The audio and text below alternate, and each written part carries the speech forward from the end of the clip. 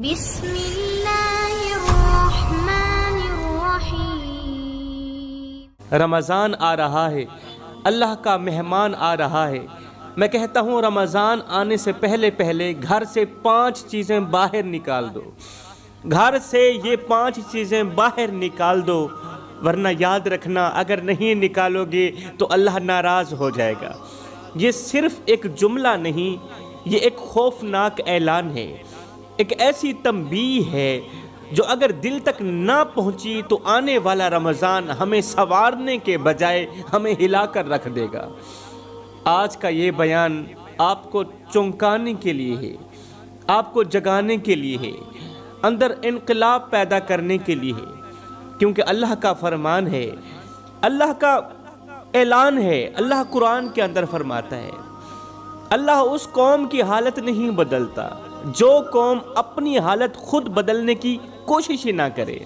اور میرے رسول کریم صلی اللہ علیہ وسلم کا فرمان علی شان ہے کہ جب گھروں سے شر، گندگی اور نافرمانی ختم نہ ہو تو وہاں رحمت کے دروازے بند کر دیے جاتے ہیں۔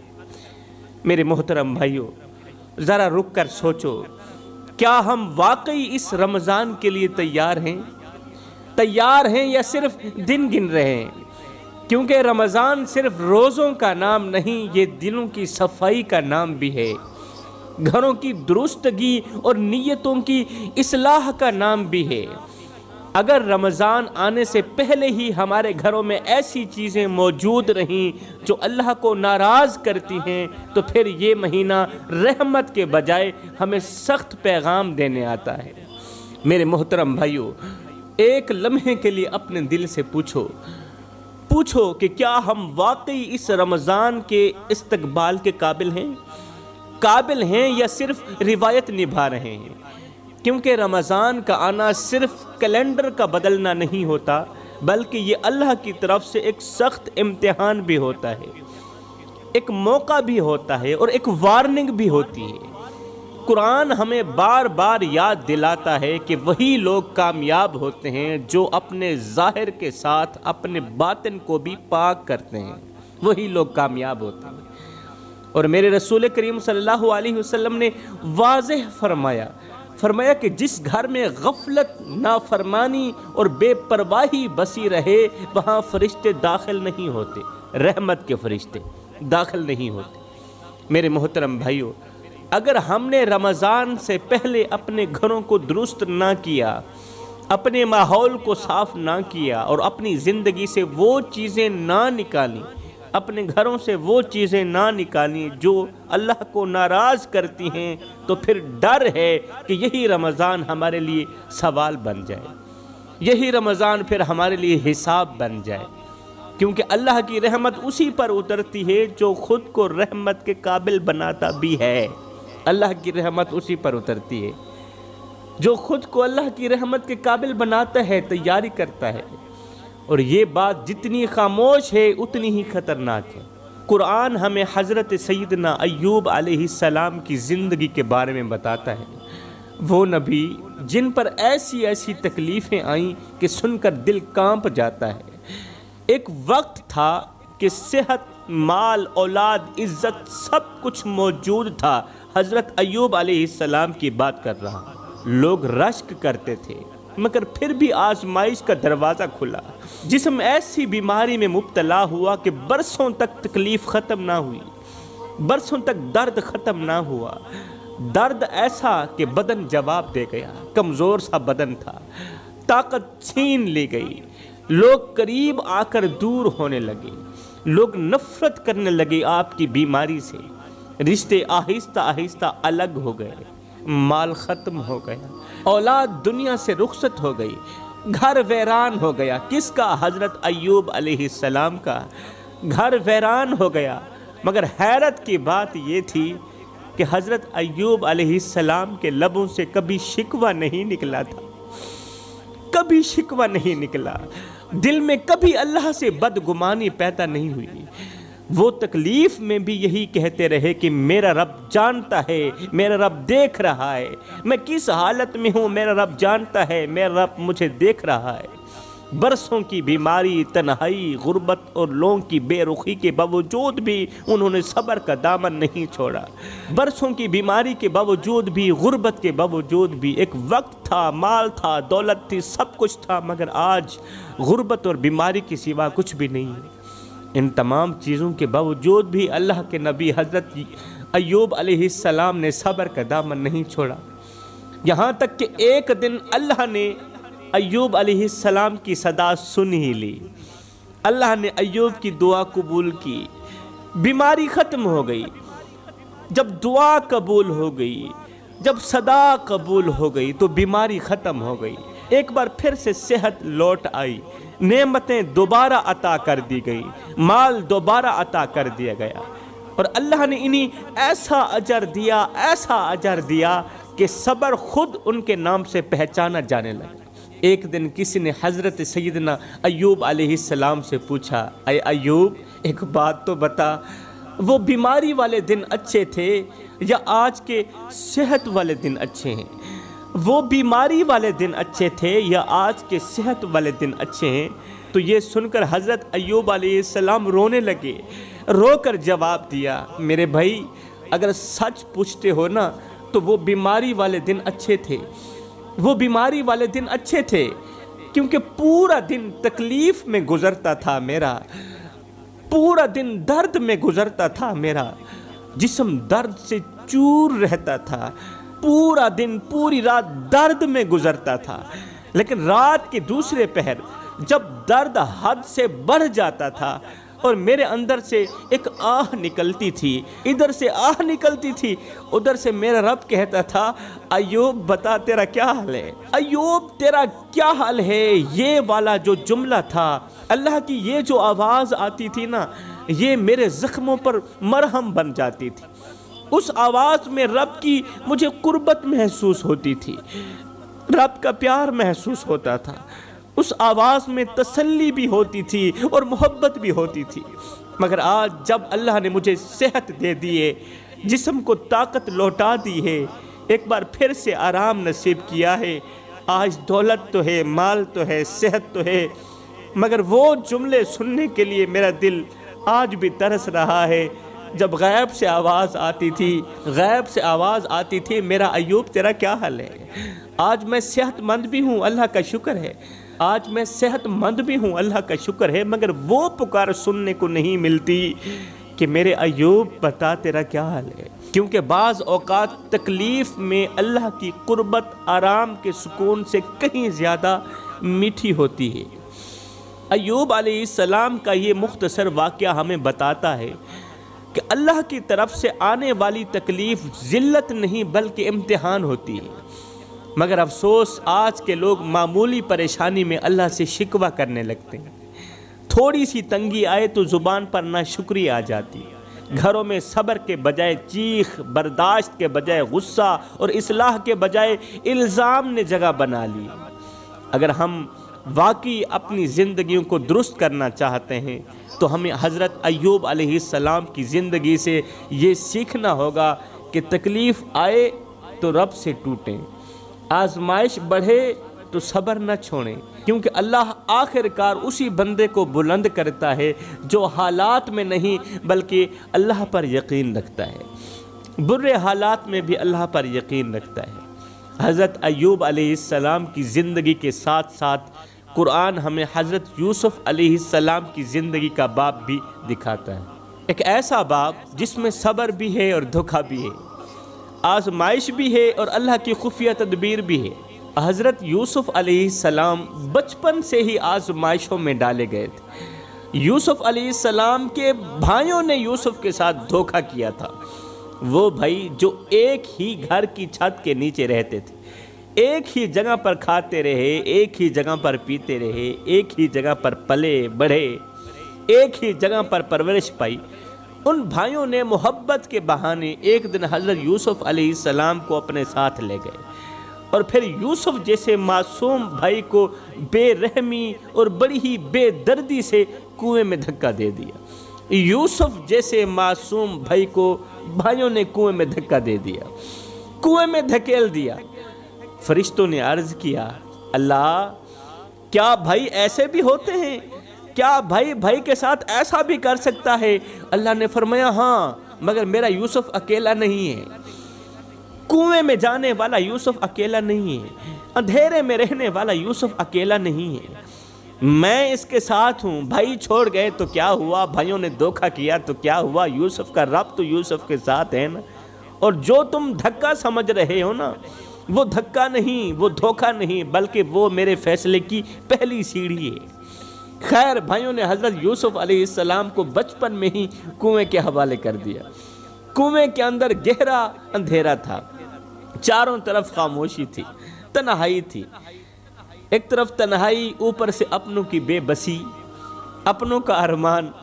مگر حیرت کی بات یہ تھی کہ حضرت یوسف علیہ السلام نے اس ننھی عمر میں بھی اللہ سے شکوہ نہیں کیا تھا، نہ زبان سے فریاد نکلی، نہ دل میں بدگمانی آئی۔ اس حال میں بھی اللہ تعالیٰ کی شکر گزاری کرتے رہے۔ پھر کچھ مسافروں نے پانی نکالنے کے لیے کنویں میں ڈول ڈالا۔ جب انہوں نے کنویں میں ڈول ڈالا تو حضرت یوسف علیہ السلام اس ڈول کے ساتھ لٹک کرنا اس ڈول کو پکڑ کر کنویں سے باہر آ گئے۔ مسافروں نے یوسف علیہ السلام کو ایک غلام سمجھا اور مصر کے بازار میں لے گئے۔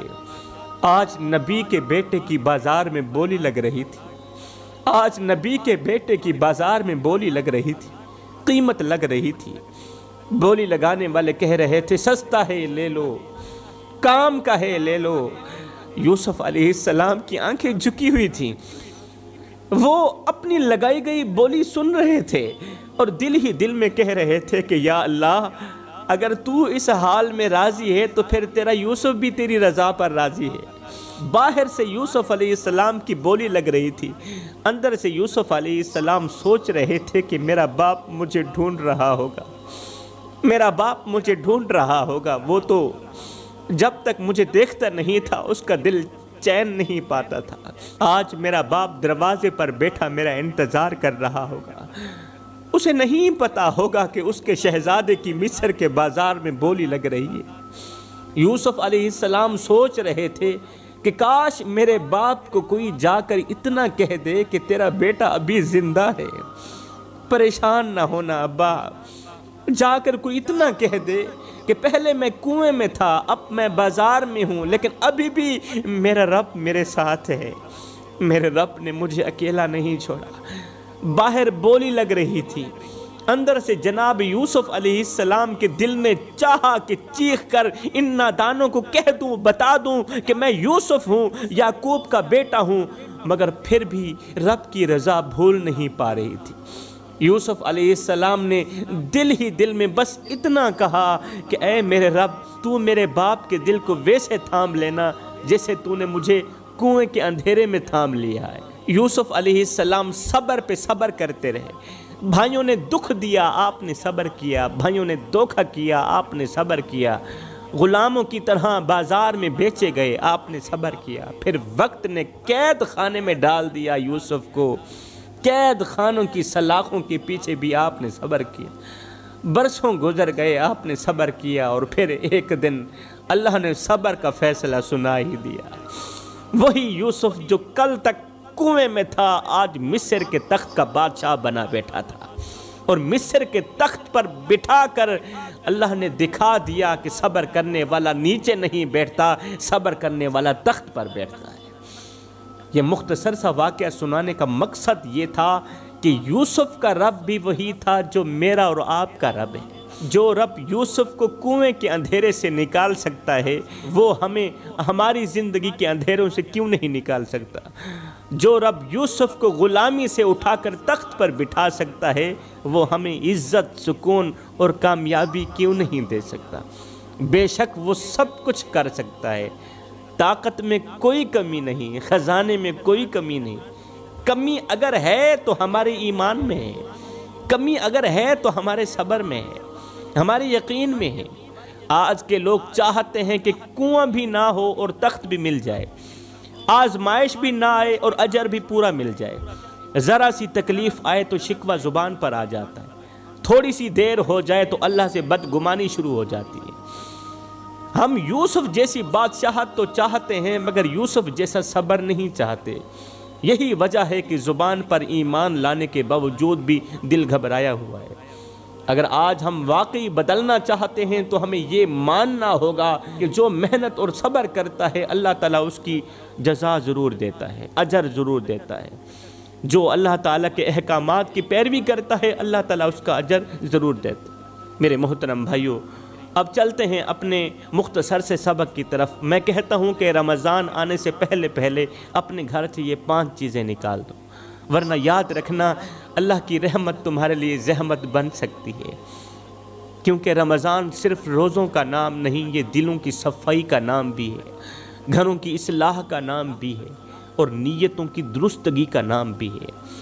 اگر گھر کے اندر وہ 5 چیزیں موجود رہیں جو اللہ کو ناپسند ہیں تو پھر روزے نہیں رہتے، بلکہ صرف بھوک بن کر رہ جاتے ہیں، اور عبادتیں اپنا اثر کھو دیتی ہیں۔ لوگ یہ سمجھتے ہیں کہ رمضان آتے ہی سب کچھ خود بخود ٹھیک ہو جائے گا، جب اللہ کی رحمت برسے گی نا تو پھر سب کچھ خود بخود ٹھیک ہو جائے گا۔ حالانکہ حقیقت یہ ہے کہ رمضان بدلنے آتا ہے، رمضان بدلنے آتا ہے، مگر وہی بدلتا ہے جو بدلنے کی تیاری میں ہو، جو خود بھی بدلنا چاہے۔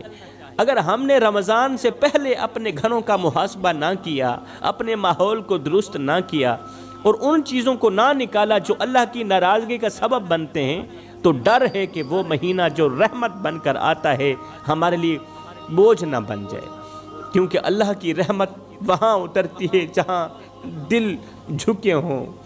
میرے محترم بھائیو، رمضان آ رہا ہے، اللہ کا مہینہ آ رہا ہے، اور مہمان کا استقبال ہمیشہ تیاری سے کیا جاتا ہے، صاف دل سے کیا جاتا ہے، صاف نیت سے، صاف گھر سے کیا جاتا ہے۔ اب سوال یہ ہے کہ استقبال کیسے کیا جائے؟ میں کہتا ہوں اپنے گھروں سے یہ 5 چیزیں نکال دو، اور ان 5 چیزوں میں سے پہلی چیز ہے گھروں کے اندر موجود لڑائی جھگڑا، تلخ کلامی، کینہ اور حسد۔ پہلی چیز، گھروں کے اندر یہ جو لڑائی جھگڑا ہے نا، یہ تلخ کلامی ہے، یہ جو کینہ ہے نا، یہ نکال دو۔ جس گھر میں روز جھگڑا ہو، جہاں بات بات پر آوازیں بلند ہوں، جہاں دلوں میں ایک دوسرے کے لیے کڑواہٹ بھری ہو، وہاں رحمت نہیں ٹھہر پاتی، وہاں رحمت کے فرشتے نہیں ٹھہر پاتے۔ ایسے گھروں میں عبادت بوجھ بن جاتی ہے، روزے تو رکھے جاتے ہیں مگر دل کو سکون نہیں ملتا، دعا مانگی جاتی ہے مگر اثر محسوس نہیں ہوتا۔ آج کتنے لوگ ہیں جو کہتے ہیں ہم نماز پڑھتے ہیں مگر دل کو سکون پھر بھی نصیب نہیں ہوتا، روزہ رکھتے ہیں مگر دل پھر بھی بے چین رہتا ہے، بے قرار رہتا ہے، ایسا لگتا ہے جیسے رب ہمیشہ کے لیے ناراض ہو گیا۔ اصل میں یہ وہی لوگ ہوتے ہیں جو مسجد میں جا کر نماز پڑھتے ہیں مگر جیسے ہی گھر میں داخل ہوتے ہیں تو فرعون جیسے بن جاتے ہیں، بیوی سے لڑائی کرتے ہیں، جھگڑا کرتے ہیں، بچوں پر چیختے ہیں، بچوں کو ڈانٹتے ہیں، بھائیوں سے جھگڑا کرتے ہیں، دوسروں کو خود سے کم تر سمجھتے ہیں، اور خود کو دوسروں سے، اپنی فیملی سے، اپنے بڑوں سے بھی بڑا سمجھتے ہیں۔ گھر کو عبادت گاہ کے بجائے میدان جنگ بنا دیتے ہیں۔ ایسے لوگ یہ بھول جاتے ہیں کہ رب صرف مسجد میں نہیں، رب گھر کے اندر بھی دیکھ رہا ہوتا ہے۔ لوگ سمجھتے ہیں کہ رب صرف مسجد کے اندر دیکھ رہا ہے، میں کہتا ہوں رب گھر کے اندر بھی دیکھ رہا ہوتا ہے۔ وہ دیکھ رہا ہوتا ہے کہ نماز کے بعد بندہ کیسا ہے، نماز جیسی حالت کا ہے یا نماز سے پہلے والی حالت کا ہے، روزے کے بعد اس کا لہجہ کیسا ہے۔ حقیقت یہ ہے کہ جو رب سے سکون مانگتے ہیں انہیں سب سے پہلے اپنے گھر کو سکون دینا ہوتا ہے، اور سکون دینا بھی چاہیے، کیونکہ جس گھر میں چیخیں ہوں وہاں رحمت نہیں ٹھہر پاتی، اور جس دل میں نفرت ہو وہاں اللہ کی یاد اثر نہیں کرتی۔